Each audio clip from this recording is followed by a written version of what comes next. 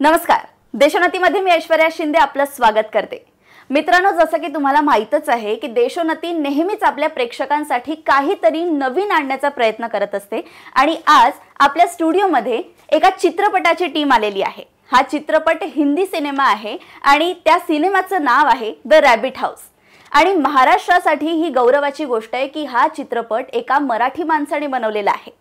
तर आज आपण या संपूर्ण टीम सोबत चर्चा करणार आहोत. सगळ्यांचं वेलकम आहे आमच्या स्टुडिओमध्ये. सर, माझा पहिला प्रश्न तुम्हाला आहे. तुम्ही डायरेक्टर आणि रायटर आहात या सिनेमाचे, तर हा चित्रपट कशावरती आधारित आहे? नमस्कार. महाराष्ट्रातून एक कपल, नवविवाहित जोडपं हिमाचलमध्ये हनीमूनसाठी जातं. तिथं द रॅबिट हाऊस नावाच्या घरामध्ये ते राहतं हनीमूनसाठी. तर ते घर खूप मिस्टेरियस आहे. म्हणजे त्याच्या 16-17 खोल्या एकमेकाला वेगवेगळ्या पद्धतीनं जोडलेल्या आहेत. म्हणजे जर खाली एखादी फळी उघडली तर खालच्या रूममध्ये जाईल, कुठल्या तरी जिन्यावरनं वेगळ्याच रूममध्ये बाहेर पडता येईल किंवा एक्झिटचा मार्ग कधी कधी सापडणार नाही, अशा पद्धतीचं ते घर आहे. हे घर एक कॅरेक्टर आहे. दुसरं, ते जे कपल आहे त्याच्यामधला जो नवरा आहे त्याला मानसिक आजार आहे. म्हणजे तो छोट्या छोट्या गोष्टीवरून चिडतो. त्याच्यासाठी ते लॉजिकल असतं की हे का असं झालं, पण ते त्याच्या बायकोसाठी त्या गोष्टी नवीन आहेत. कारण ती बिचारी, नाव तिचं कोमल आहे, त्या नावाप्रमाणेच ती कोमल आहे, सॉफ्ट आहे, इनोसंट आहे. आणि ती या सगळ्याला कशी रिॲक्ट करते, तिच्या लक्षात येतं की ह्या माणसासोबत आयुष्य काढणं इम्पॉसिबल गोष्ट आहे. आयुष्य तर सोडा, हनीमूनचे 4-5 दिवससुद्धा तिकडे राहणं अशक्य आहे. तर त्यावेळेला ती स्वातंत्र्य मिळवण्यासाठी, यापासून मुक्त होण्यासाठी काय काय करू शकते त्याची ती गोष्ट आहे. म्हणजे मुक्ती मिळवण्याचे म्हणजे वेगवेगळे मार्ग असू शकतात. त्याच्यामध्ये दुसऱ्याला मारून आपण स्वतः मुक्त व्हायचं असं असू शकतं, किंवा स्वतःला मारून मुक्त व्हायचं असं पण असू शकतं, किंवा अजून काही. ते सगळं सांगणारी ही गोष्ट आहे. ते एकदम म्हणजे हा थ्रिलर सिनेमा असणार आहे. आणि हा सर रिलीज कधी होणार आहे? द रॅबिट हाऊस 20 डिसेंबरला भारतभर रिलीज होतोय. ओके. कैसे लगा हिमाचल? अभी तो होटल पर पहुंचे हैं. और दामाद जी कैसे हैं? सब कहते हैं कि मुझे हर बात पर बहुत गुस्सा आता है. अरे क्या कर रही हो, कैसे चलती हो? जवाब देने की बजाय तुम चुप क्यों रहती हो? अरे बोलने से पहले सोचती क्यों नहीं? क्यों क्यों क्यों?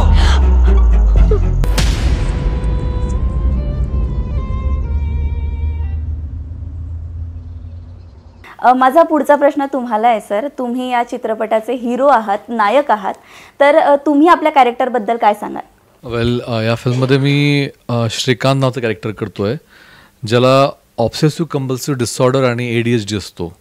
आणि हे कॅरेक्टर म्हणजे खूप विक्षिप्त असतात अशी व्यक्ती, जे स्वतःचं आयुष्य तर बर्बाद करतातच, पण समोर आपल्या पार्टनरचं पण आयुष्य ते खराब करतात. आणि त्याची जी स्टोरी आहे, म्हणजे हे कॅरेक्टर विचित्र असल्यामुळे त्या रिलेशनचे जे डायनॅमिक्स आहेत ते फारच वेगळे आहेत.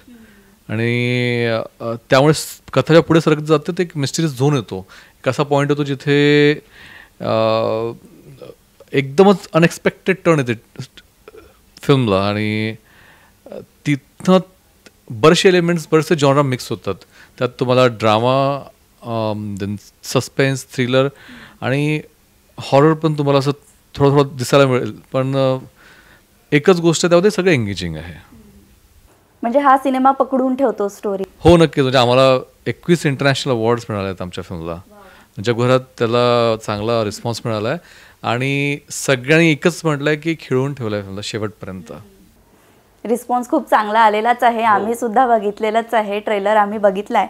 आम्हाला तर खूप मजा आली आणि आम्ही सुद्धा वाट बघतोय की 20 तारीख कधी येते आणि आम्ही कधी हा सिनेमा जाऊन बघतो. मॅम, आता मी तुमच्याकडे येते. तुमच्या कॅरेक्टरबद्दल काही सांगा. नमस्कार, मी करिश्मा. मी ह्या फिल्ममध्ये कोमल नावाचं कॅरेक्टर प्ले केलं आहे. तिच्या नावाप्रमाणेच ती शाय, सेन्सिटिव्ह, डेलिकेट आहे, इनोसंट आहे, पण फुल ऑफ लव्ह असं ते कॅरेक्टर आहे. आणि अशी व्यक्ती जेव्हा रॅबिट हाऊसच्या संपर्कात येते तेव्हा काय काय घडू शकतं हे फिल्ममध्ये दिसेल. बुद्धि लोगों जैसा बर्ताव क्यों करती हो? यहाँ से साथ में आ रहे थे, मैंने पीछे मुड़ के देखा तो मेरी बीवी गायब हो गई थी.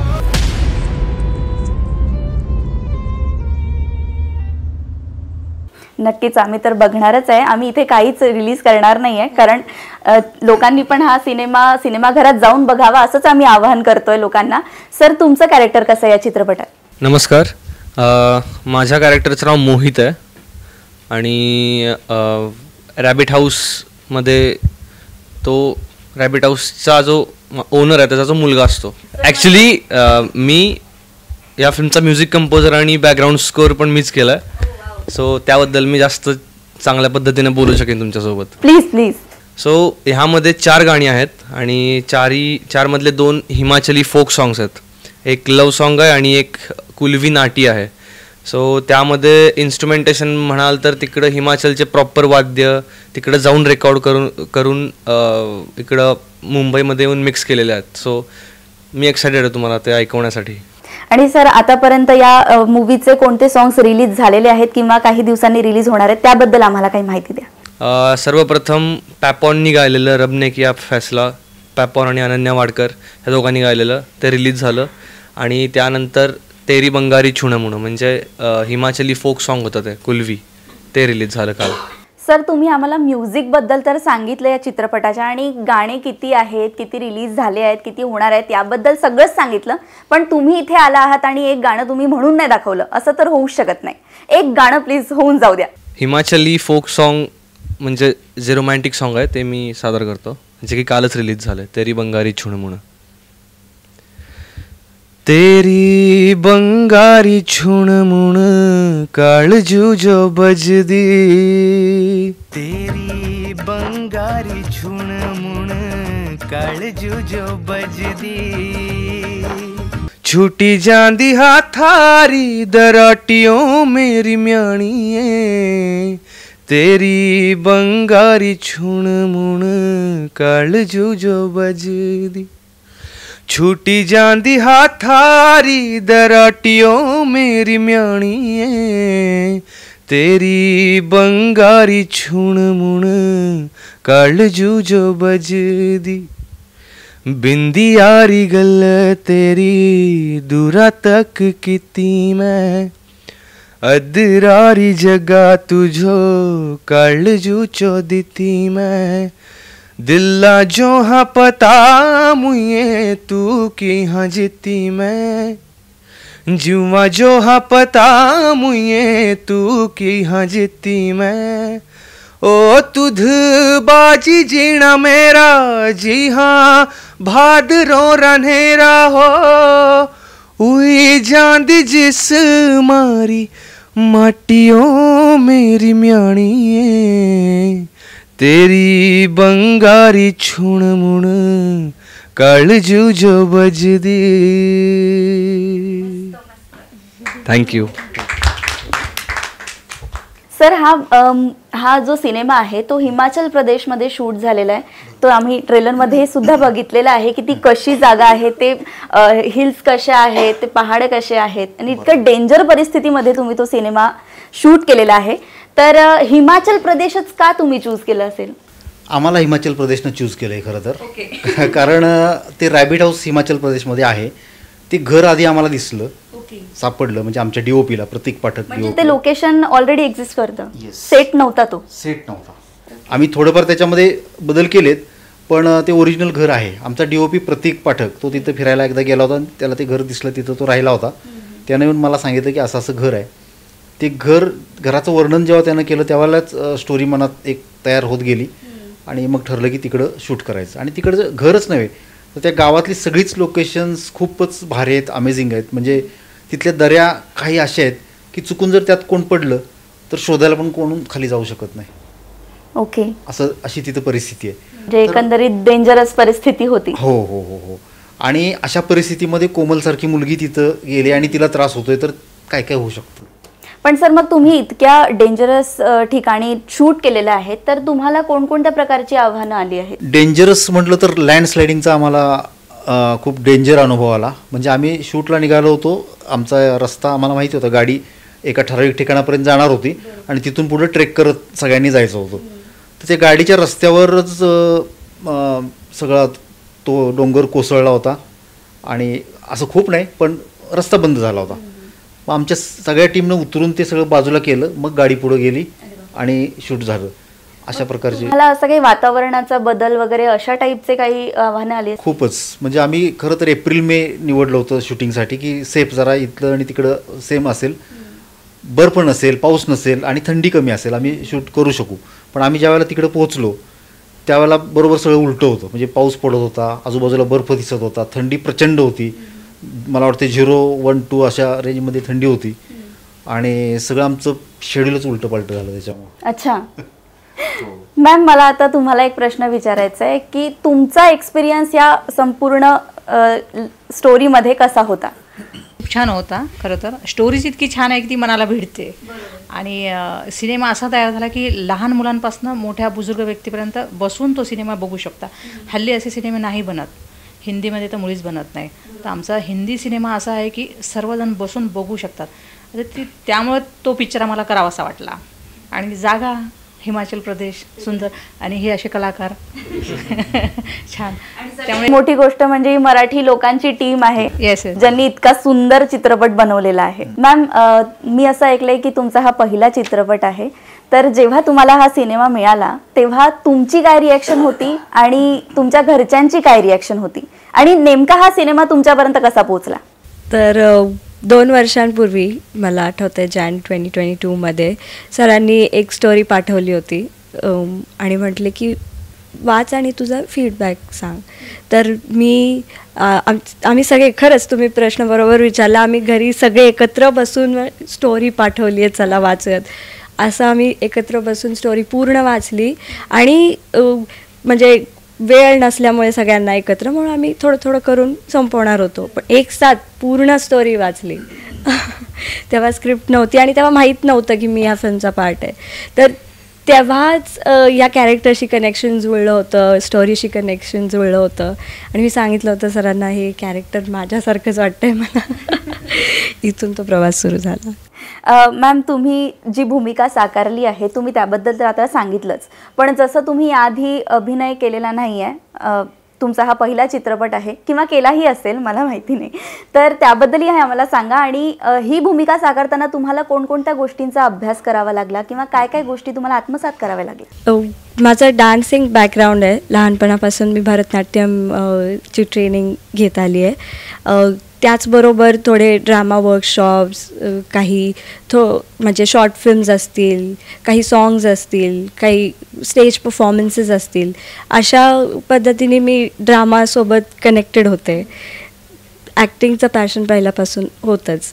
तर 10 years बॅक आम्ही फिल्म करणार होतो सोबत सरांच्या, तर तेव्हापासून आमची ओळख आहे. तर तिथून म्हणजे ॲक्टिंगचं तसं माझं आहे कनेक्शन.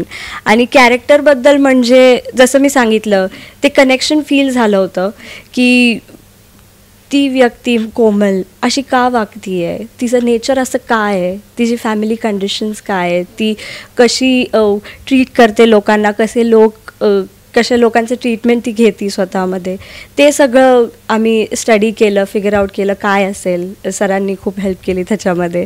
तर असं आम्ही कॅरेक्टर फाइंड केलं. पण खरंच हे तर तुम्ही सांगितलं तेव्हा मला माहिती झालं की तुमचा हा पहिला चित्रपट आहे आणि तुम्ही याच्या आधी ॲक्टिंग केलेली नाही आहे. खरं तर मला ट्रेलर बघून खरंच वाटलं नव्हतं की तुम्ही ॲक्टिंग याआधी केलेली नाही आहे म्हणून. धन्यवाद. मला पुढचा प्रश्न तुम्हाला आहे की तुमचं कॅरेक्टर हे खूप मिस्टेरियस आहे आणि खूप वेगळ्या प्रकारचं कॅरेक्टर आहे. तुम्ही याआधी खूप वेगवेगळ्या भूमिका केलेल्या आहेत, पण असं कॅरेक्टर तुम्ही निभावलं या चित्रपटामध्ये, तर तुम्हाला काय काय चॅलेंजेस आले? मला तुझी असले सब्जेक्ट आणि असले कॅरेक्टर्स आपण लाईटली घेऊ शकत नाही, म्हणजे कसंही त्याला मांडता येत नाही. थोडासा अभ्यास लागतो त्याला. आणि स्क्रिप्ट जेव्हा मला डायरेक्टरनी दिली तर वैभव आणि माझं एक बोलणं राहायचं की त्याला अजून एंगेजिंग कसं बनवायचं आपण. तर त्यामध्ये जे आम्ही हे ट्रेट्स टाकले ऑब्सेसिव्ह कंपल्सिव्ह डिसऑर्डरचे, ADHDचे, तर तेच स्टडी केले. सायकॅट्रिस्टला जेव्हा भेटून लोकांना बघितलं, जे पेशंट्स असतात आणि समाजात असे बरेचसे लोक वावरत असतात, त्यांना माहीत नाही त्यांना तसे मानसिक आजार आहेत, आपण ते स्वभावात मोडतो आणि त्यामुळे बरंचसं फॅमिली लाईफ सगळ्यांचं फॅमिलीचं असं सफर होतं. तर तो अभ्यास करून मग तो सीन्ससोबत आम्ही जोडला आणि त्याला कसं पुढे नेता येईल ते एक चॅलेंजिंग पार्ट होतं माझ्यासाठी. ते नॅचरल कसं वाटावं. तुम्ही आता हा चित्रपट जगलेला आहात आणि आता लोकांना आपण अपीलच करतोय की हा चित्रपट नक्कीच बघा, पण हा चित्रपट का बघावा असं तुम्हाला वाटतं? म्हणजे लोकांना यातून काय मिळू शकतं, काय संदेश मिळू शकतो? संदेश असा बघायला गेला तर मला नाही वाटत संदेश द्यायसाठी हा चित्रपट केला आहे. हे फुल ऑफ एंटरटेनमेंट आहे. ह्यामध्ये तुम्हाला ड्रामा बघायला मिळेल, ह्यामध्ये तुम्हाला इमोशन्स बघायला मिळतील, ह्यामध्ये तुम्हाला सस्पेन्स, थ्रिल, हॉरर सगळं ऑल इन वन पॅकेज आहे. सो त्यासाठी हा बघायला पाहिजे. नक्कीच. आणि सेम क्वेश्चन माझा तुम्हाला आहे. तुम्ही रायटर आहात, डायरेक्टर आहात, या चित्रपटाचे सर्व आहात असं म्हटलं तरी चालेल. तर तुम्ही सांगा की हा चित्रपट का बघायला पाहिजे? घरगुती हिंसाचाराचा प्रश्न ह्याच्यामध्ये हाताळला आहे आणि तो खूप रंजक पद्धतीनं हाताळला आहे. त्याच्यामध्ये जसं बऱ्याच जणांनी सांगितलं की सस्पेन्स, मिस्ट्री वगैरे गोष्टी आहेत, त्या पद्धतीनं सोशल इश्यू हाताळलेला आहे. तर पिक्चर बघितल्यानंतर प्रत्येकजण त्यातल्या कॅरेक्टरमध्ये स्वतःला शोधेल की मी कोण आहे याच्यामधला आणि आत्मपरीक्षण करेल. तर तो रिझल्ट अपेक्षित आहे. आणि एंटरटेनमेंटच्या दृष्टीने बघाल तर व्हिज्युअली खूप छान आहे, कारण हिमाचलमध्ये केलं आहे. साऊंड वाईज खूप छान आहे, म्युझिक आहे त्याच्यामध्ये. त्यामुळे तो थिएटरमध्ये जाऊन त्याचा अनुभव घेतला पाहिजे. बघायला पाहिजे म्हणण्यापेक्षा अनुभव घेतला पाहिजे. नक्कीच. तर 20 डिसेंबरला हा चित्रपट तुमच्या जवळच्या सिनेमागृहात येतच आहे आणि तुम्ही नक्कीच बघा. आज खूप मजा आलेली आहे आम्हाला यांच्यासोबत चर्चा करून. यांनी पूर्ण माहिती दिलेलीच आहे, पण बाकी माहिती तुम्हाला चित्रपट बघितल्यावरच मिळणार आहे. आम्ही इथे काहीच डिस्क्लोज करत नाहीये. तर नक्की बघा हा चित्रपट आणि बघत राहा देशोन्नती. नमस्कार.